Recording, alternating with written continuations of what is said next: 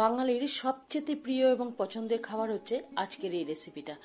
যদি বেশি কিছু রান্না করতে ইচ্ছে না করে তাহলে শুধু ডাল ভাতের সাথে কিন্তু এইরকম একটা রেসিপি হলে মনে হবে পুরো ভাতটাই খেয়ে নি। গরমে এরকম একটা রেসিপি যদি থাকে তাহলে ভাতের পাতে কিন্তু আর কোনো কিছুরই প্রয়োজন নেই। আর এই রেসিপিটা যদি হয় আজকের অন্যরকম স্বাদের একটা বিশেষ উপকরণ মেশালে এই রেসিপিটার স্বাদ হবে অসাধারণ। ভাতের সাথে একটু গন্ধরাজ লেবু, সাথে এরকম একটা রেসিপি, ব্যাস দুপুরে আর কোনো কিছুরই কিন্তু প্রয়োজন নেই। পুরো ভাত কিন্তু এরকম একটা রেসিপি কম সময়ের মধ্যে নিরামিষ এই রেসিপিটা তৈরি করা হয়েছে। বাড়িতে বাচ্চা থেকে বড় সকলের পছন্দ। কিভাবে তৈরি করলাম সেটাই আজকে আপনাদের সাথে শেয়ার করে নেব। আশা করব আজকের তৈরি করা রেসিপি আপনাদের অনেক ভালো লাগবে। বিশেষ উপকরণ মিশিয়ে আজকে তৈরি করে নেব আলু পোস্ত। আলু পোস্ত আপনারা অনেকেই অনেক রকম ভাবে তৈরি করে থাকেন, কিন্তু আজকের রেসিপিটা আলু পোস্ত তৈরি করার জন্য আমি এখানে আলু কেটে নিয়েছি।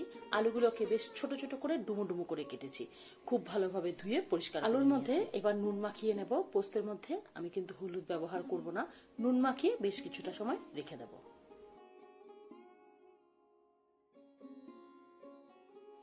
যে কোনো পোস্ত রান্নার সময় আমি পোস্ত শিলে বেটে নিই। মিক্সিতে পোস্ত বাটলেই সেই পোস্তের থেকে শিলে বাটা পোস্তের স্বাদ কিন্তু অনেকটাই ভালো হয়। পোস্ত শিলে নিয়ে নিলাম। এবার পোস্তের মধ্যে সামান্য একটু জল ছিটিয়ে রেখে দেবো যাতে পোস্তটা একটু নরম হয়ে যায়। তারপরে খুব ভালো করে বেটে নেবো। একেবারে মিহি করব না, আবার একেবারে যে দানা দানা থাকবে সেরকমও করব না, মাঝারি মতন করে। রান্না করার জন্য গ্যাসে কড়াই বসিয়ে দিয়েছি। খুব ভালোভাবে গরম হয়ে গেলে এবার এর মধ্যে দিয়ে দেবো সর্ষের তেল। পোস্ত রান্নার ক্ষেত্রে রান্নাটা যদি সর্ষের তেলে করা হয় তাহলে খেতে কিন্তু ভালো লাগে। একটু বেশি পরিমাণে তেল দিয়েছি, প্রয়োজনে পরে তেল তুলে নেব। এবার কেটে ধুয়ে আর নুন দিয়ে মাখিয়ে রাখা আলুগুলোকে প্রথমে ভেজে নেব। কিছুটা সময় আলু নুন দিয়ে মাখিয়ে রাখার ফলে আলু থেকে কিন্তু অনেকটা পরিমাণে জল বেরিয়ে গেছে। এবার আলুগুলোকে তেলের মধ্যে দিয়ে দিয়েছি। এবার খুব ভালোভাবে নাড়াচাড়া করে আলুটাকে খুব ভালো করে গ্যাস কমিয়ে দিয়ে আলুটাকে খুব ভালো করে নাড়াচাড়া করে ভেজে নেব। এই ভাজাতেই যাতে আলু সেদ্ধ হয়ে যায় সেরকম করেই ভাজবো। আপনারা দেখেই বুঝতে পারছেন আলু কতটা সুন্দর কালার এসে গেছে। আলু এই রান্নাতে আলুটা যদি ভালো করে ভেজে নেওয়া যায় তাহলে এই আলুর স্বাদ কিন্তু অনেকটাই ভালো হয়। আলুর কিন্তু দারুণ একটা কালার চলে এসছে। আর এখানে তেলের পরিমাণ কিন্তু আমি অনেকটাই কমিয়ে দিয়েছি। যদি প্রয়োজনে পরে তেল লাগে আমি আবারও কিন্তু দিয়ে দেব। আলু খুব ভালো করে ভেজে নেওয়ার পরে আমি তেল খানিকটা কিন্তু আলু খুব ভালো করে ভেজে নেওয়ার পর এবার মাঝখানে একটু জায়গা করে নেব। আর এখানে ফোড়ন হিসাবে ব্যবহার করব কালো জিরে। সামান্য পরিমাণে একটু কালো জিরে দিয়ে নেব। তেলের মধ্যে কালো জিরাটা একটু ভেজে নেব। এদিকে আমি শিলনোড়ায় কিন্তু খুব ভালো করে কিন্তু পোস্তটাকে বেটে নিয়েছি। একেবারে মিহিও করিনি, আবার একেবারে যে দানা দানা থাকবে সেরকমও করিনি, মাঝারি মতন করে করে নিয়েছি। আর বেটে নিয়েছি স্বাদ মতন কাঁচা লঙ্কা। কাঁচা লঙ্কাটাকেও কিন্তু মিহি করিনি।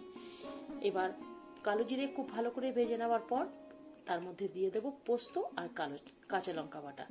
আমি রিকোয়েস্ট করব এখানে কিন্তু পোস্তটা একটু যদি বেশি পরিমাণে আপনারা ব্যবহার করেন না, রান্নাটা খেতে কিন্তু অনেকটাই ভালো লাগবে। পোস্ত দিয়ে দেওয়ার পরে আর কাঁচা লঙ্কা দিয়ে নিয়েছি, এর মধ্যে দিয়ে দিয়েছি সামান্য একটু মিষ্টি। যেহেতু নিরামিষ রান্না একটু মিষ্টি দিলে পানসে ভাবটা থাকবে না।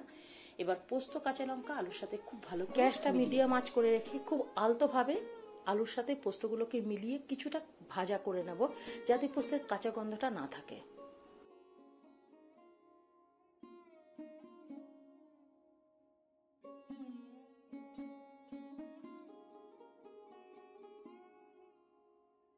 কিছু সময় এইভাবে নেড়েচেড়ে নেওয়ার পর দেখুন পোস্তটা কিন্তু বেশ একটু ঝুরঝুরে হয়ে গেছে।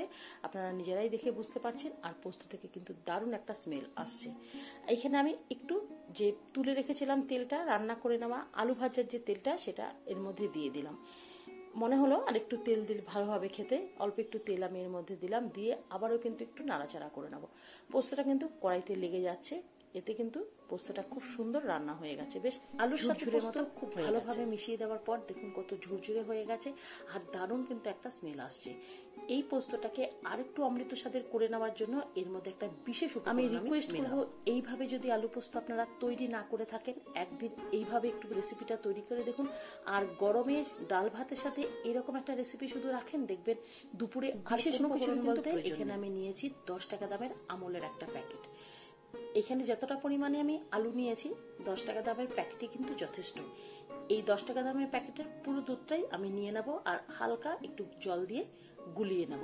তবে বেশি জল যদি মনে হয় একটু গ্রেভি রাখবেন তাহলে জলের পরিমাণটা একটু বেশি নেবেন।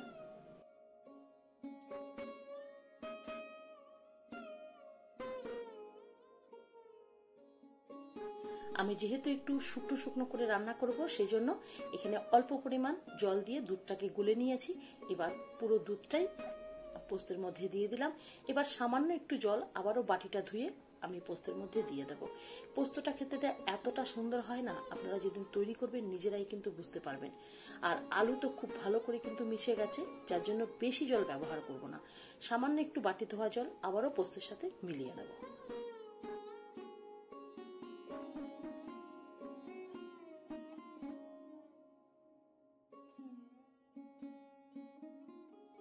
একটু শুকনো শুকনো যেমন খেতে ভালো লাগবে, যদি আপনারা গ্রেভি রাখেন তাহলে সামান্য একটু জল আর একটু বেশি দেবেন, একটু গ্রেভি গ্রেভিও কিন্তু খেতে ভালো লাগবে।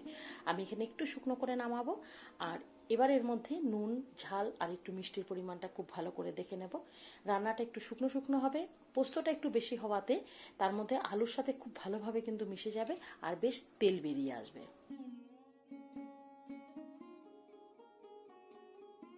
কাঁচা লঙ্কা বেটে দিয়েছি, তারপরেও দুটো গোটা কাঁচা লঙ্কা দিয়ে নিয়েছি। যাদের ঝাল পছন্দ এই কাঁচা লঙ্কা দুটো ভাতের সাথে মেখে খেতে পোস্তর পরিমাণ একটু বেশি হওয়াতে আলুর সাথে খুব ভালোভাবে মিশে গেছে আর খানিক তেল বেরিয়ে এসছে। আপনারা নিজেরাই কিন্তু বুঝতে পারছেন যে রেসিপিটা কতটা লোভনীয় হয়েছে। একেবারে কম সময়ে এই রান্নাটা কিন্তু তৈরি হয়ে যায় আর খেতে তো দারুণ লাগে। আর রিকোয়েস্ট করব অবশ্যই একটুখানি আমন্ড দুধ আপনারা ব্যবহার করবেন, দেখবেন এর স্বাদ কিন্তু অসাধারণ। পোস্তের মধ্যে যদি আপনারা এরকম দুধ ব্যবহার করে না তৈরি করে থাকেন, আমি রিকোয়েস্ট করব অবশ্যই তৈরি করে দেখুন। বিশেষ উপকরণে এর স্বাদ কিন্তু অসাধারণ, একেবারে অন্যরকম স্বাদের। একদিন তৈরি করে নিন। আমার এখানেই তৈরি হয়ে গেল দারুণ স্বাদের আলু পোস্ত। আমি প্লেটে তুলে নিচ্ছি, তারপর ভাতের সাথে। এই রান্নাতে আমি আজকে শুধু আলু ব্যবহার করেছি, অন্যান্য দিন আমি পনির ভেজেও আলুর সাথে মিশিয়ে থাকি। খুব কম সময়ের মধ্যে এই অমৃত স্বাদের আলু পোস্তটা আপনারা তৈরি করে নিন, দেখবেন পরিবারের সবাই হাত চাটতে বাধ্য হবে। আর আপনারা কিন্তু আজকের রেসিপি যদি আপনাদের ভালো লেগে থাকে অবশ্যই বাড়িতে তৈরি করবেন। ভালো লাগলে লাইক করবেন, শেয়ার করবেন, কমেন্ট করবেন আর আমার চ্যানেলটিকে সাবস্ক্রাইব করবেন। এতক্ষণ আমার সাথে থাকার জন্য অসংখ্য ধন্যবাদ। ভালো থাকবেন, সুস্থ থাকবেন। নমস্কার।